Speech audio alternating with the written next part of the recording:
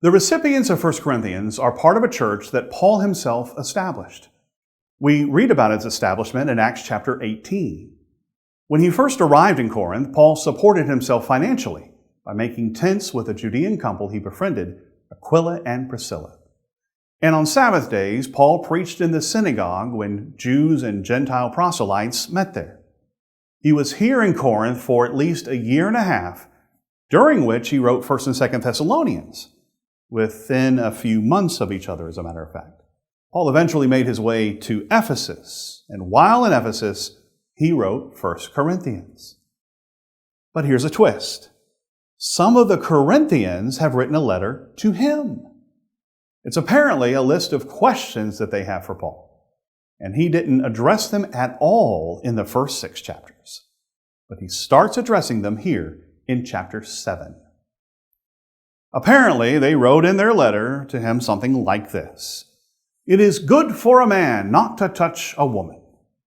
Here's how the New International Version paraphrases verse 1 of 1 Corinthians 7. "Now for the matters you wrote about, quote, it is good for a man not to have sexual relations with a woman," end quote. And I think that's the correct rendering. Paul isn't saying he agrees, or disagrees for that matter, with what they wrote. He's quoting what they said. Well, why would they say something like this? I think that the Corinthian question writers are trying very hard to be good Christians. But they're a little overzealous, wanting to refrain from getting married or forsake their current marriages so that they could be more dedicated to God. What Paul says is, stay as you are. If you're married, don't get unmarried. There were people who became Christians and their spouses didn't. Should they divorce them? Well, of course not. Paul himself is not married, and here in chapter 7, he makes the case for celibacy. But he also makes it very clear that getting married in and of itself is not a sin. By the way, a couple of times in chapter 7, Paul says, "I'm not saying this, but the Lord." And then he'll say, "I'm saying this and not the Lord." Talking about Jesus. What does that mean? He's referring to Jesus' teachings regarding marriage and divorce during his earthly ministry as recorded in the Gospels. Because Jesus never specifically addressed whether or not someone who is a Christian should separate from his non-Christian spouse, Paul says, "I'm saying this," but the Lord didn't comment on it. In chapters 8 through 10, Paul addresses yet another question from the Corinthians. It's about idolatry. Specifically, are the gods represented by the idols real? And closely connected with that, is the meat sacrificed to these idols okay for Christians to eat? And this is how Paul begins the discussion. "Now concerning food offered to idols, quote, all of us possess knowledge," end quote. He's quoting again from their letter. They said, all of us possess knowledge. Paul's response is, but love builds up. Let me paraphrase. The Corinthians in their letter are saying, many of us used to be pagans, but now that we're disciples of Jesus, we all know that these idols aren't real. And so we can eat the meat that's been offered by the non-Christians in the Corinthian temples and are sold in the marketplace. No big deal. Well, not so fast there. It is true, Paul assures them, that there is only one true God, and these idols are indeed not real. But there's a bigger issue at stake here. And that's why Paul said, but love builds up. In chapter 8, Paul says that sometimes as Christians, we need to give up what we might think we're entitled to. You're so knowledgeable and enlightened, and you believe that it's fine to eat meat that's been sacrificed to idols. But you know what? Some of your Christian brothers and sisters don't.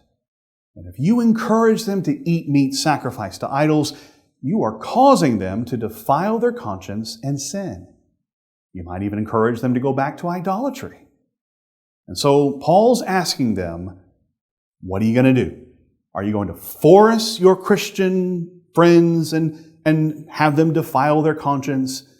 And that's why Paul says in the last verse of chapter 8, "If food makes my brother stumble, I will never eat meat again, lest I make my brother stumble."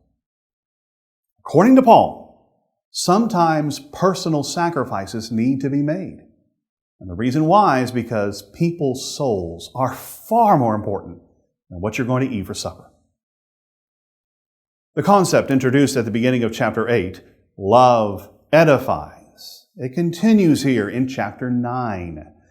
This idea that we might need to forego our rights in order to edify and build up others is something Paul is more than willing to do. And so he provides an example from his own life when he says that he is willing to make sacrifices for the sake of the gospel. The famous passage in 1 Corinthians 9, verses 24 through 27, talk about running a race, and Paul is doubtless referring to the Isthmian Games, much like the Olympic Games, but these happened in Corinth, and they were every 2 years. Well, I want to tell you, in this context, Paul is talking to them about running this race, and only one receiving the prize, for this reason. He's still talking about being willing to make personal sacrifices. That's how committed we need to be. And that's the context in which these verses occur. These concepts introduced in chapter 8 and 9, idolatry, the Corinthians' pride, the importance of us building each other up and never tearing each other down, they all come together in chapter 10. And Paul accomplishes this brilliantly by providing an example of the ancient Israelites who got caught up in idolatry. And as a result, they were severely punished. It's based on the events recorded in Numbers chapter 25 in the Old Testament. This is a warning to us, and Paul couldn't make it any more clearly than he does in verse 12 of chapter 10. "Therefore, let anyone who thinks he stands take heed, lest he fall." You think you're strong? Don't slip. Don't fall. It happened to God's covenant people in the Old Testament, and it can happen to us too. Let me finish our discussion on chapters 7 through 10 by reading chapter 10, verse 23. And notice that Paul specifically brings up again the concept of building up or edification in this verse. All things are lawful. Yes, that's true. But not all things are helpful. All things are lawful. Okay. But you need to understand that not all things build up. Chapters 8 through 10 all go together. Undergirding these 3 chapters is this crucial concept. Love edifies. Paul's not finished with this important theme. We'll see more of it tomorrow when we read chapters 11 through 14. Today, please read 1 Corinthians chapters 7 through 10. It should take you less than 20 minutes to read, but it will take you a lifetime to live up to.